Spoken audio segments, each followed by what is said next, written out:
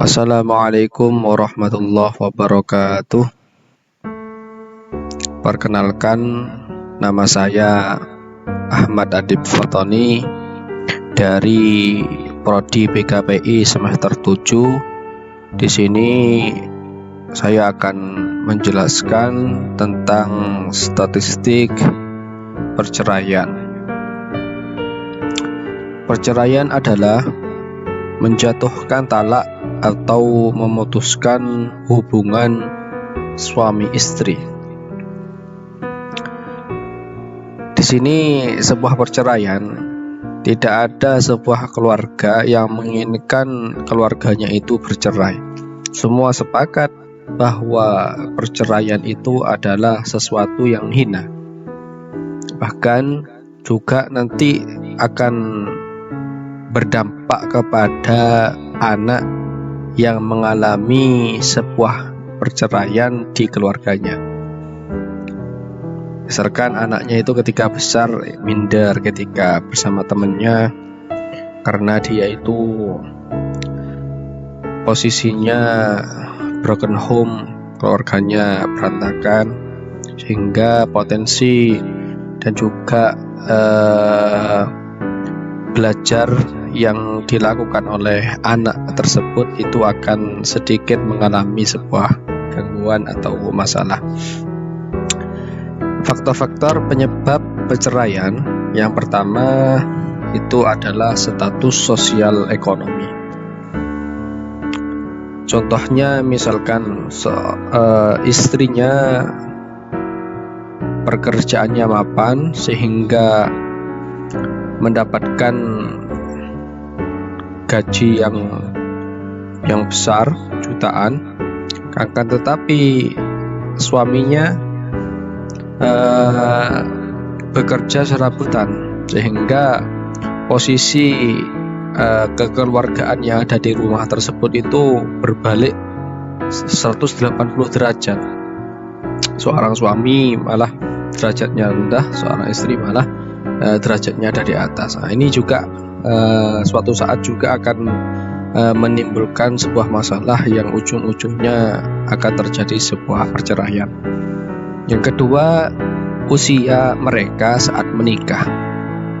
Ini perlu digarisbawahi bahwa banyak juga sebuah perceraian itu yang timbul, yang terjadi dari sebuah pernikahan yang usianya itu atau umurnya itu masih terbilang muda, misalkan umur 15, umur 16 sampai 20.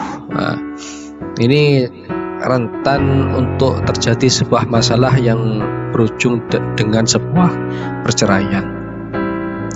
Yang ketiga, tidak adanya keturunan. Tidak ada keturunan itu juga bisa menyebabkan sebuah perceraian karena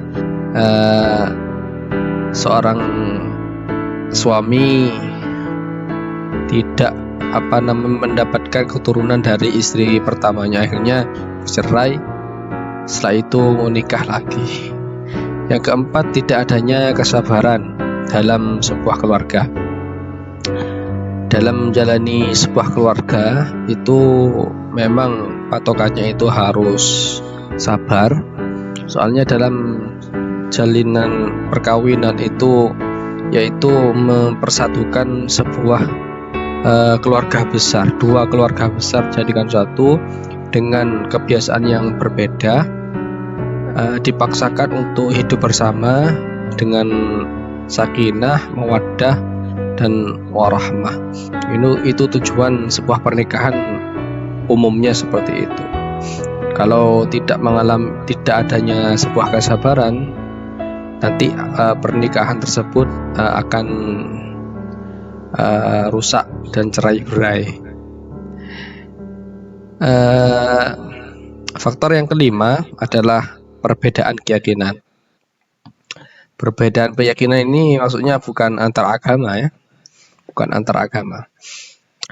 Maksudnya perbedaan keyakinan ini, misalkan suaminya menginginkan eh, untuk melakukan hal ini misalkan, akan tetapi istrinya tidak setuju. Nah, dengan tidak setujunya seorang istri ini menyebabkan seorang suami ini merasa tidak tidak dihormati juga bisa, atau tidak diperdulikan, tidak menuruti perintah misalkan. Nah, akhirnya akan timbul juga sebuah masalah yang ujung-ujungnya akan mengalami sebuah perpisahan. Pendekatan konseling di sini yang saya pakai adalah menggunakan rational terapi, di mana rational terapi ini merubah perilaku seseorang melalui pengubahan cara berpikir yang irasional atau emosional menjadi cara berpikir yang rasional.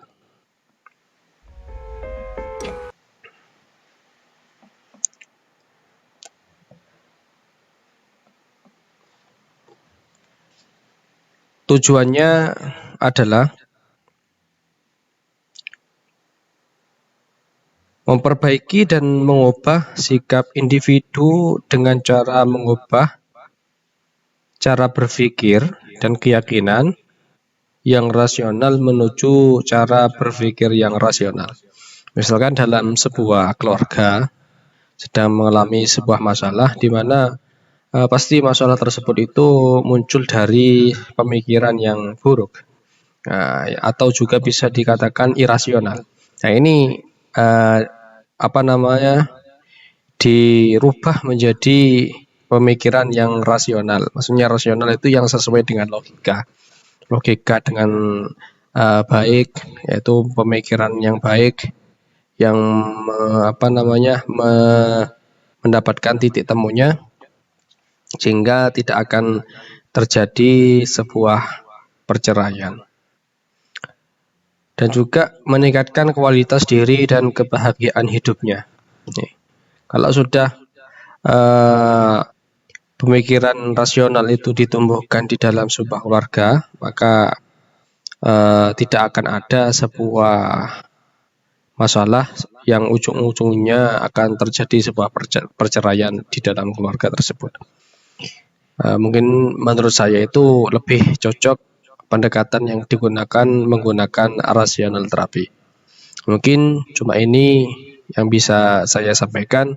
Kurang lebihnya mohon maaf. Wassalamualaikum warahmatullahi wabarakatuh.